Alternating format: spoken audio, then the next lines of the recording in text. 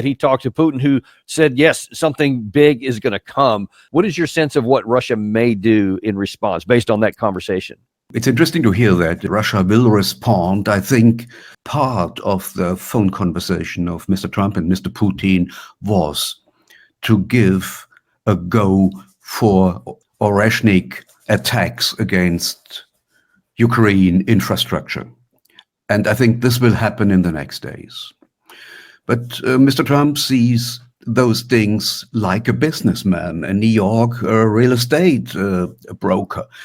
And he wants to do something for the American middle class because his voters are in the middle class of the United States. And now he has to deliver jobs and social welfare, a bit more for his own country. And that's the problem. So he has different strategies. The taxes on the one hand. The second was, he told us in this discussion, to cut a Nord Stream pipeline, which also Mr. Biden in the end did. I think this was something Mr. Biden did. So the Europeans have to buy the real expensive American gas. Yep. And this makes their own European economy less competitive. And the third strategy is of Mr. Trump. The Europeans have to buy more weapons in the United States. They have to militarize their own societies and to spend much more money for the industrial military complex, of course, of the United States. And Mr. Trump wants to make deals with Mr. Putin because this looks like a good business. He don't want to leave Ukraine as a loser. That's the main point for him. So Ukraine should pay the disaster. I think he will bring the EU under pressure to implement, to accept Ukraine as a member of the European Union. And then all the disaster and the cost of the disaster will be paid by German taxpayers. Yeah, that's one of the things I think Trump is eager to do for that very reason. And I want to run back here in the time we have left because it has effect both on Germany as well as the NATO alliance, and that has very much to do with money. Here is Mark Ruta from earlier this morning talking about how the cost for NATO is about to go way up for everybody. That will be a considerable extra investment. And this is why I predict that in The Hague we will decide on a much higher spending target for all the nations in NATO. Because we have to invest in our air defense systems, we have to invest in our let's say long-range missiles, we have to invest in our maneuverable land formations, command and control systems. All of this has to happen. And these mean huge investments. We need all over NATO territory. And by the way, doing this will also equalize what we are spending with what the United States is spending. We, Canada and Europe, equalizing with the US. And we know this is important because we want a fairer NATO where all our allies spend the same. And right after that, there was a meeting with Secretary Hegseth, who put a figure and a percentage figure on how much more that would be. Nobody has done more, I would argue. And if you just look in plain speak at the commitments and the budgets of NATO countries, then President Trump, to restore NATO as an alliance. He did it in his first term, saying, you can't freeload, you need to spend, you need to be a part of that commitment. European countries stepped up. Now we're seeing even more so, with even higher targets that Ambassador Whitaker and the Secretary General have set. We're talking about capabilities today, and that's important. You got to know what you're spending it on. And then that's going to be reflected, we believe, and the reason I'm here is to make sure every country in NATO understands every shoulder has to be to the plow. Every country has to contribute at that level of 5% as a recognition of the nature of the threat. Okay, so that is a pretty big number. There has been some people alluding to a potential 5%, but now you hear explicitly from the U.S. Secretary of Defense that every shoulder is going to be to the plow, he said. So he's expecting all 31 other members to reach this 5%. But the question is, can they?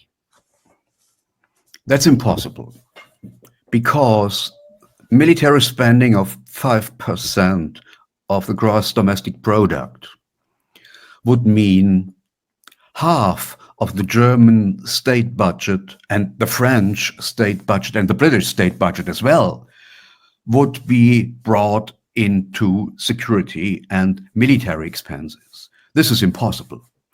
So it would be to cut away all social expenses. So it's not possible. So, but they will find a compromise below that level.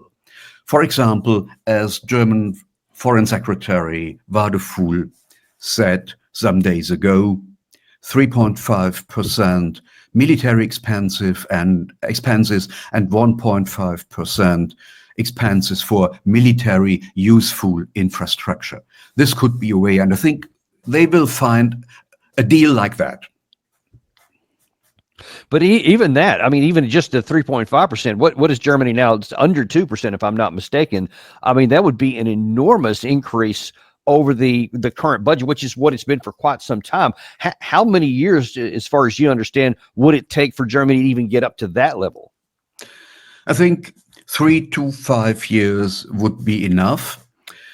It would be a fast militarization of the German society, social cuttings all over the map in every field of social spending, and they will cut in the infrastructure which is not military helpful as well. This is a complete change of German society. We will get from a social welfare state to a militarized state. That's and will the people be willing to make that change? Do they recognize a threat? So I think the German middle class is sleeping, and the German middle class did not want to oppose those ideas. And the political elites will do what they want. That's the situation in Germany. We are today, this is a difference to the United States, we are a country without opposition. And so the show will go on. Wow. So, but the expectation, or probably the result, is that the people would at some point wake up, because they will find out they don't have as many of these social welfare benefits that they have currently enjoy now, and it seems at some point they may start to get unhappy about that. How does that work in the German political system? Yeah, currently the government and the political elites of the SPD-CDU coalition, as well as the Green Party and the Liberals, are very successful. The political establishment in Germany is very successful in suppressing opposition positions, the positions of critics and the position of dissidents. They are spreading fear by bringing opponents under pressure in the society. So everybody today tries in Germany to keep his mouth shut. This is a dangerous development, a dangerous process, and Vice President Vance mentioned that at the Munich Security Conference, and I think he was completely right. So opponents like me and dissidents like me are really under pressure today. With the 17th sanction package of the EU, for the first time, 2 German journalists living in Russia were sanctioned. And they cannot do anything against that. And this is against, in the United States, against the First Amendment. Is it against the German Grundgesetz, and this is against all democratic rules. And so this is only the beginning. And I think the American government should help in this point. And I hope that this will be a topic in the conversation, in the discussion between Mr. Merz and Mr. Trump. Then we are in Germany today on the very edge of the beginning of a new dictatorship. of the ruling political establishment against their opponents.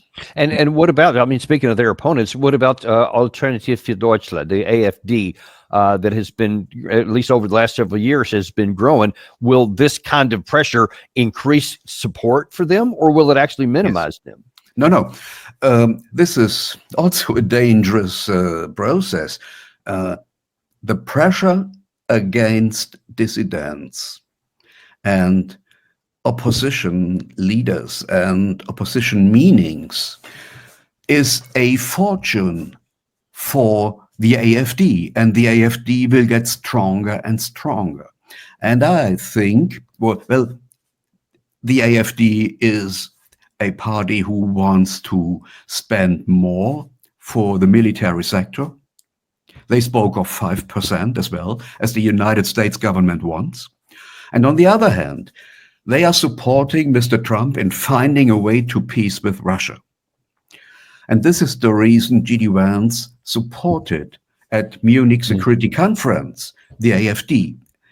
He spoke of freedom of speech, and he spoke, he mentioned that not the Russian Federation is the greatest threat, but the pressure against freedom of speech is the greatest threat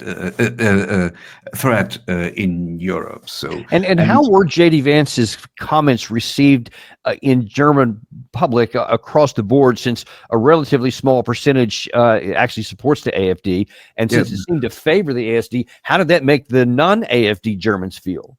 I have to say I welcomed this speech of J.D. Vance, but there was an outcry in the whole mainstream media in Germany against J.D. Vance, because they don't see that and they support the government. As in most countries, the mainstream press is supporting the government, and this is a problem as well.